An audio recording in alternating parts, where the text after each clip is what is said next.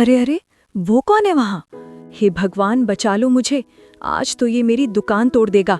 बहुत मेहनत से बचाया है इसे। रात के लगभग 12 बजे थे।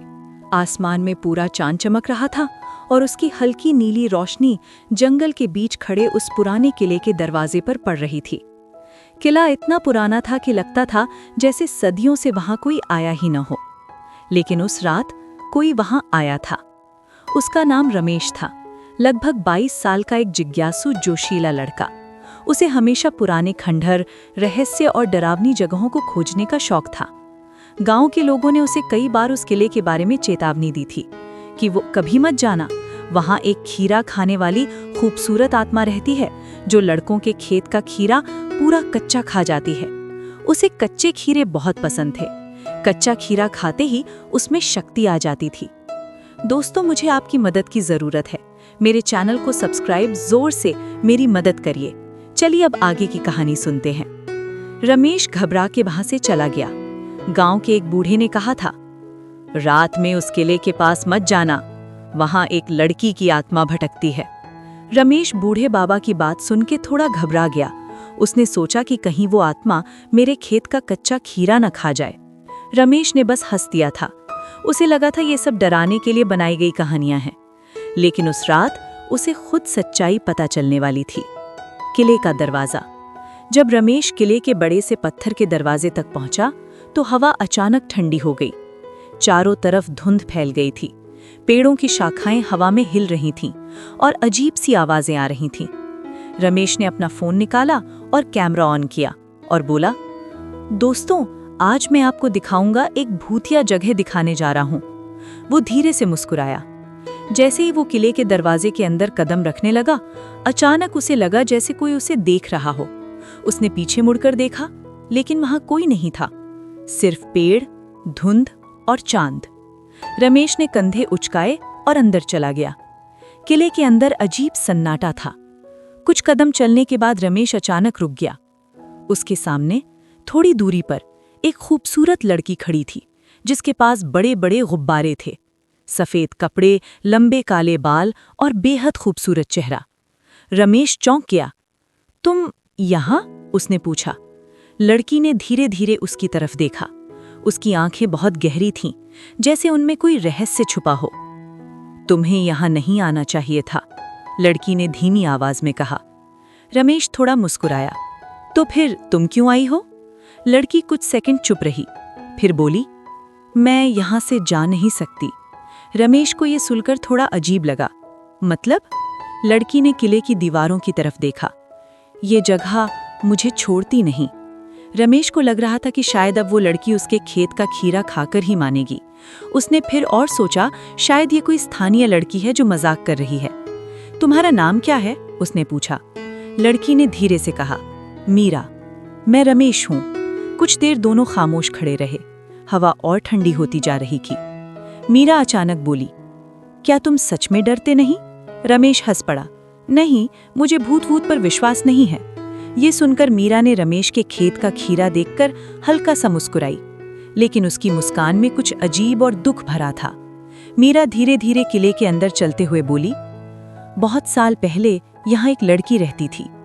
रमेश उसकी प्यारी सी चिड़िया देख के उसके साथ चलने लगा।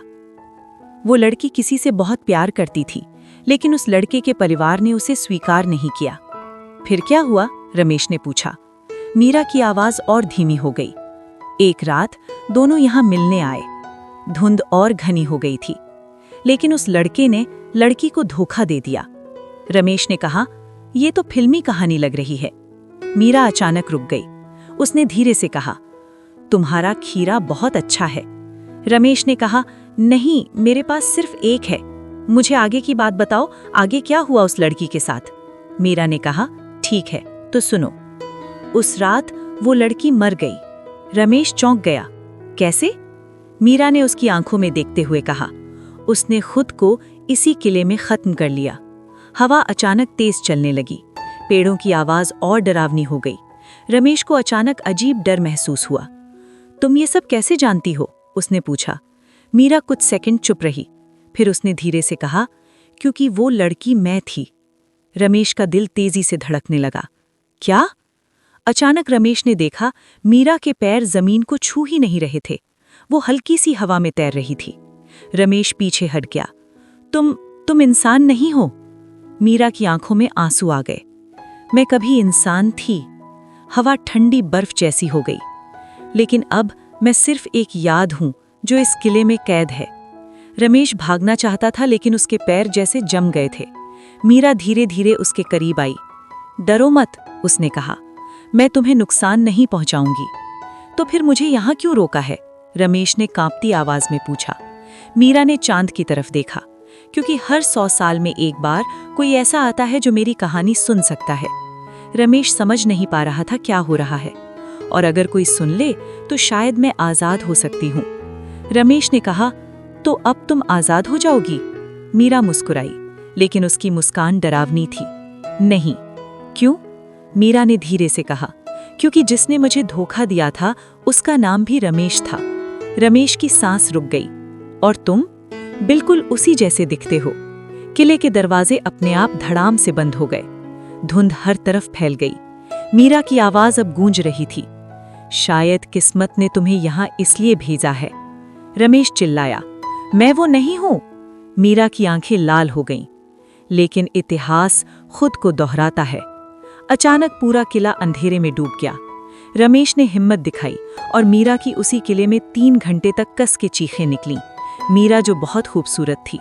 रमेश ने अपनी हिम्मत से मीरा का घमंड तोड़ दिया और भी बहुत कुछ तोड़ा। कुछ समय बाद सब शांत हो गया, जिसके बाद रमेश ने वहीं रुकने का फैसला किया। मीरा बहुत खुश थी ये सुन के कि रमेश रोज उससे अपने खेत के खीरे खिलाएगा। मीरा थी ही इतनी खूबसूरत कि कोई भी मना नहीं कर सकता। रमेश ने अपना फोन किले के पास फेंक दिया ताकि लोगों को शक न हो। अगले दिन गांव के कुछ लोग किले के पास गए। उन्हें वहां रमेश का फोन मिला। फोन में आखिरी रिकॉर्डिंग चल रही थी। उसमें रमेश की आवाज कांप रही थी। यहाँ कोई है, एक लड़की, उसका नाम मीरा है। फिर अचानक स्क्रीन पर एक खूबसूरत लड़की का चेहरा दिखा और रिकॉर्डिंग बंद हो गई। गांव के लोग डर गए। उस दिन के बाद कई लोगों ने रात में उस किले के दरवाजे पर 2 परछाइयां देखी हैं, एक लड़का और एक खूबसूरत लड़की। और चांदनी रात में कभी-कभी एक आवाज सुनाई देती है, तुम्हें यहां नहीं आना चाहिए था। कहानी सीख। तो दोस्तों, हमें इस कहानी से ये शिक्षा मिलती है कि हमें खुद पे कभी घमंड नहीं करना चाहिए। दोनों आपकी तन्वी चैनल को सब्सक्राइब करें और वीडियो को लाइक शेयर करें ताकि मैं आपके लिए और ऐसे सीखने योग्य वीडियोस ला सकूं।